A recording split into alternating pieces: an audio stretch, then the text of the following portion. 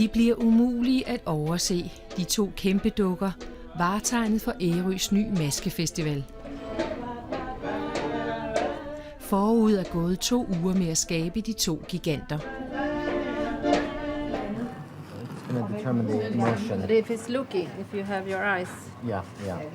Vi er på havnen i Ærøs Købing.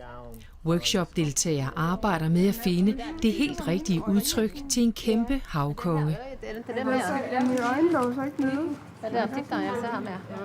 Havkongen er den ene af de 2 kæmpe figurer, som får en vigtig rolle, når Ærø om få dage står i maskernes tegn. Jeg er ved at male hånden til havkongen, som skal holde træforken. Just try a little bit of black in there. Den anden figur bliver en havfrue. Og selvom det ligner et legehus eller en skulptur af en eller anden obskur dansk kunstner, så er det altså faktisk havfruens overkrop. Og det kan man se her. Og det, vi har på gulvet, det er havfruens underkrop, det er hendes hale. Men så er det, hvordan den starter? Hendes hoved er ved at blive malet, og hun er ved at få lavet fin hår, paryk. Det hele bliver så sat sammen, og så skal der være 6 personer til at styre hende. Og det skal vi alt sammen øve i morgen. So in between, but of course here. Underviseren på maskeworkshoppen er en erfaren og anerkendt maskemager. Han har skabt og spillet dukke- og maskeforestillinger i over 15 år. Hardest challenge for a giant puppet is to make something big, but light and easy to perform, because you don't want it to be too difficult or dangerous for the people inside of it. It's a Pink Panther man. Andrew Kim har masser af tips, men workshoppens deltagere har selv tegnet og arbejdet sig frem til figurernes form og historie. Havfruen udstyres blandt andet med en klo. Som sådan en havfrue, så kan man komme ud for lidt af hvert, jo. Og jeg tror, hun har været i skruen. Færgens skrue. Måske færgen, måske en anden båd.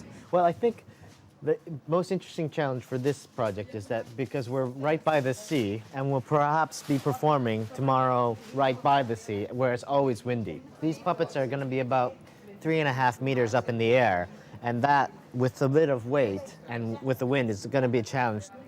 Det har taget næsten et par uger at nå hertil. Folk har været dybt engagerede og begejstrede og arbejdet meget disciplineret, så vi er faktisk med. Vi er overhovedet ikke bagud. Vi havde forberedt, at vi muligvis skulle arbejde om aftenerne. Men det har vi slet ikke haft brug for, fordi folk er bare så på. Noget af det, jeg lært, det er det der med at arbejde i stor skala. Altså, og også en masse fif i forhold til, hvordan man får delene til at hænge sammen. Også hvordan man får sådan en stor dukke til at blive levende. Hvad er det, der er så fascinerende ved de kæmpe dukker her? Dels at man skal være mange om det. Altså, det er et projekt, som man ikke kan lave alene. Så det er sådan et community-projekt, som kan samle en bydel eller en gruppe folk. Altså. Og man skal være mange til også at få dem til at leve. Ja. Initiativtagerne til Ærøs første internationale maskefestival forventer 1000 gæster, både lokale og udenøs, når det går løs om et par dage. Den er unik, fordi den er den første af sin art i Danmark, der kun har fokus på masketeater. Og så mener vi også, at den er unik, fordi at Ærø har sin egen helt specielle tradition, som festivalen er en hyldest til.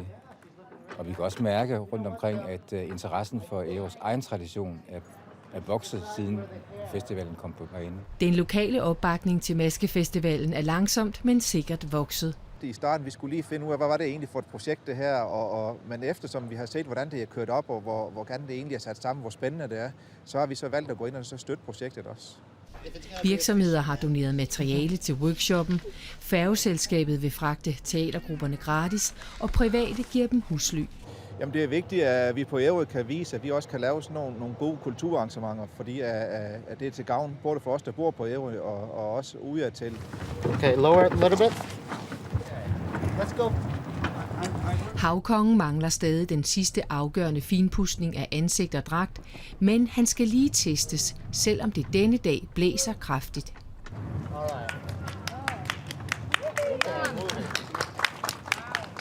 Ingen tvivl, det kræver stærke benmuskler og særdeles god balance at styre kæmpedukken. Når han begynder at bevæge sig den vej, for det gør han, så er man nødt til at have styrke og balance nok til at få ham tilbage igen. Ikke? Ellers begynder det at blive farligt at have den på. Ikke? Så der skal trænes videre med havkongen indendørs. That's a look. And it doesn't have to move that much, just a little bit. Because it's so high up that a little movement is very big on top. Og den lysegrønne havfrue mangler også stadig at få sit endelige udtryk. That's looking good, Anne. Okay. Nice and slow, please. Så er dagen kommet. Workshoppens sidste dag. Blæsten har heldigvis lagt sig lidt, nu hvor de 2 færdige maskedukker for første gang skal vise sig sammen.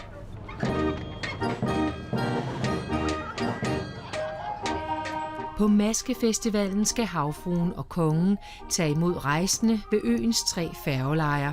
Og sammen med udenlandske masker og dukker skal de gå i parade gennem gaderne i Søby, Marstal og Ærøskøbing.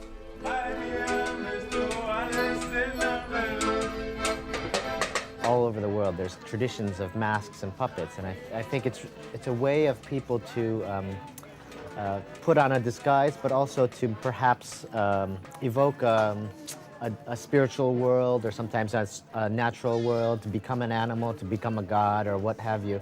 And it's that act of transformation, I think, is very important to take the audience on a journey, something beyond their everyday life.